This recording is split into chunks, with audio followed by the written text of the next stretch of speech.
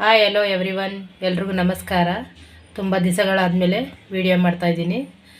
ಸ್ವಲ್ಪ personal problem ಇರೋದ್ರಿಂದ video ಮಾಡೋದು ಡಿಲೇ ಆಯಿತು. ಹಾಗಾಗಿ ನಾನು ಇವತ್ತಿನ ವಿಡಿಯೋನ ಮಾಡ್ತಾಯಿದ್ದೀನಿ. ಇವತ್ತಿನ ವಿಡಿಯೋದಲ್ಲಿ ಬೇಳೆ ರಹಿತ ಅಥವಾ ಬೇಳೆ ಇಲ್ದಿರೋಂಥ ಸಾಂಬಾರು ಮಾಡೋದನ್ನ ತೋರಿಸ್ಕೊಡ್ತಾಯಿದ್ದೀನಿ. ಇದು ಇಡ್ಲಿ, ದೋಸೆ, ಅನ್ನಕ್ಕೆಲ್ಲ ತುಂಬಾ ಚೆನ್ನಾಗಿರುತ್ತೆ, ಒಳ್ಳೆ ಟೇಸ್ಟು ಕೂಡ. ಬನ್ನಿ ಈಗ ಹೇಗೆ ಮಾಡೋ ವಿಧಾನ ಅಂತ ತಿಳ್ಕೊಳ್ಳೋಣ. ಈಗ ಇಲ್ಲಿ ನಾನು ಮೊದಲಿಗೆ ಒಂದು ಕುಕ್ಕರ್ನ ಇಟ್ಕೊಂಡಿದ್ದೀನಿ. ಅದಕ್ಕೆ ಇಲ್ಲಿ 2 ಗೆಡ್ಡೆ ಆಗೋಷ್ಟು ಈರುಳ್ಳಿನ ತೊಗೊಂಡಿದ್ದೀನಿ. 2 ಈರುಳ್ಳಿನ ಹಾಕ್ಕೋತಾ ಇದ್ದೀನಿ.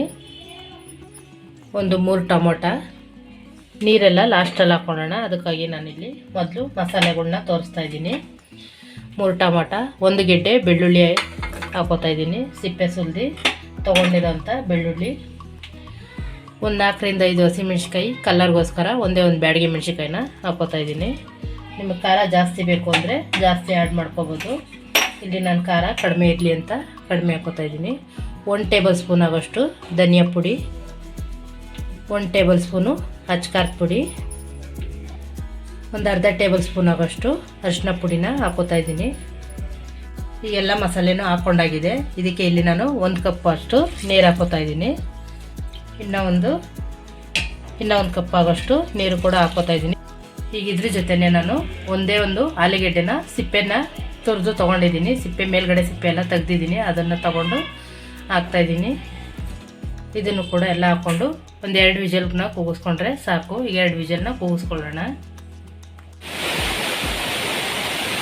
ನೋಡಿ, ಈಗ 2 ವಿಜಲ್ ಕೂಡ ಹೋಗಿದೆ. ವಿಜಲ್ ಆರಿರೋದ್ರಿಂದ ಈಗ ಮುಚ್ಚಳ ತೆಗಿತಾ ಇದ್ದೀನಿ. ಈ ರೀತಿ ಎಲ್ಲ ಚೆನ್ನಾಗಿ ಸಾಫ್ಟಾಗಿ ಬೆಂದಿದೆ. ಇಲ್ಲಿ ಇದನ್ನು ಈಗ ಒಂದು ಪಾತ್ರೆಗೆ ಈ ಥರ ಸೋಸೋಂಥ ಜರಡಿ ಇಟ್ಕೊಂಡು ಇದನ್ನೆಲ್ಲ ನೀರು ಬೇರೆ ಈರುಳ್ಳಿ ಬೇರೆ ಸಪ್ರೇಟ್ ಮಾಡ್ಕೋಬೇಕು. ಇದನ್ನು ಒಂದು 5 ನಿಮಿಷಗಳ ಕಾಲ ತಣ್ಣಗಾಗೋಕ್ಕೆ ಬಿಡೋಣ. ಇದು ತಣ್ಣಗಾಗಬೇಕು. ಒಂದು 5 ನಿಮಿಷ ತಣ್ಣಗಾದ್ಮೇಲೆ ಇದನ್ನು ಗ್ರೈಂಡ್ ಮಾಡ್ಕೊಳ್ಳೋಣ. ನೋಡಿ, ಈಗ ನಾವು ಬೇಯಿಸ್ಕೊಂಡಿರೋಂಥ ಈರುಳ್ಳಿ ಟೊಮೊಟೊ ಎಲ್ಲ ತಣ್ಣಗಾಗಿದೆ. ಇಲ್ಲಿ ನಾನು ಆಲೂಗೆಡ್ಡೆನೂ ಕೂಡ ರುಬ್ಬಕ್ಕೆ ಹಾಕೋತಾ ಇದ್ದೀನಿ. ಇಲ್ಲಿ ನಾನೊಂದು ಮಿಕ್ಸಿ ಜಾರ್ನ ತೊಗೊಂಡಿದ್ದೀನಿ. ಅದಕ್ಕೆ ಇಲ್ಲಿ ತಣ್ಣಗಾಗಿರೋಂಥ ಮಸಾಲೆನೆಲ್ಲ ರುಬ್ಬಕ್ಕೆ ಹಾಕೋತಾ ಇದ್ದೀನಿ.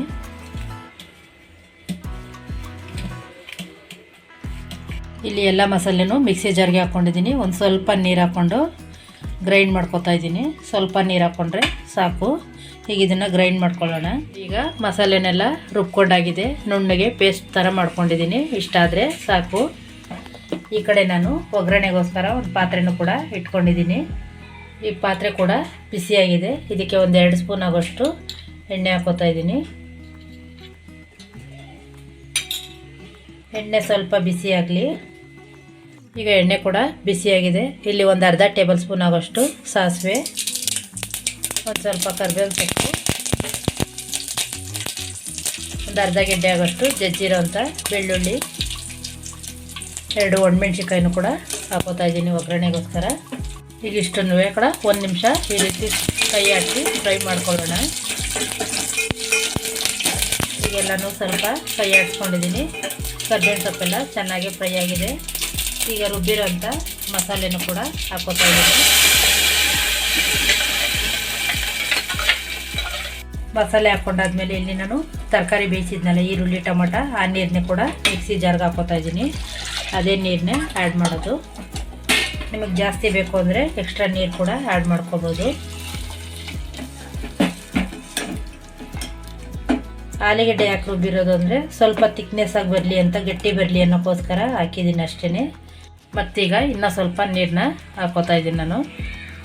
ಇದಿಷ್ಟು ಹಾಕಿ ಒಂದು ಸಲ ಮಿಕ್ಸ್ ಮಾಡ್ಕೊಳ್ಳೋಣ. ರುಚಿಗೆ ತಕ್ಕಷ್ಟು ಉಪ್ಪು, ಸ್ವಲ್ಪ ಕೊತ್ತಂಬರಿ ಸೊಪ್ಪು. ಇದಕ್ಕಿಲ್ಲಿ ನಾನು 1 ಟೇಬಲ್ ಸ್ಪೂನ್ ಆಗೋಷ್ಟು ಕಡಲೆ ಹಿಟ್ಟನ್ನ ತೊಗೊಂಡಿದ್ದೀನಿ. ಅದನ್ನು ಕೂಡ ಒಂದು ಸ್ವಲ್ಪ ನೀರು ಹಾಕ್ಕೊಂಡು ಕಲಿಸ್ಕೊತಾ ಇದ್ದೀನಿ. ಇದು ಗಂಟೇನು ಇಲ್ಲದೆ ಇರೋ ರೀತಿ ಕಲಿಸ್ಕೋಬೇಕು.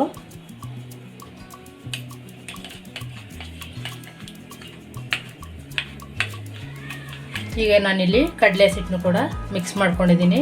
ಕಡಲೆ ಹಿಟ್ಟು ಹಾಕೋದ್ರಿಂದ ರುಚಿ ಕೂಡ ತುಂಬ ಚೆನ್ನಾಗಿರುತ್ತೆ. ಸಾರು ಕೂಡ ಇನ್ನೂ ಸ್ವಲ್ಪ ಗಟ್ಟಿ ಬರುತ್ತೆ. ಹಾಗಾಗಿ ಇಲ್ಲಿ ನಾನು 1 ಟೇಬಲ್ ಸ್ಪೂನ್ ಆಗೋಷ್ಟು ಕಡಲೆ ಹಿಟ್ಟನ್ನ ಹಾಕ್ಕೊಂಡು ಮಿಕ್ಸ್ ಮಾಡಿ ಹಾಕಿದ್ದೀನಿ.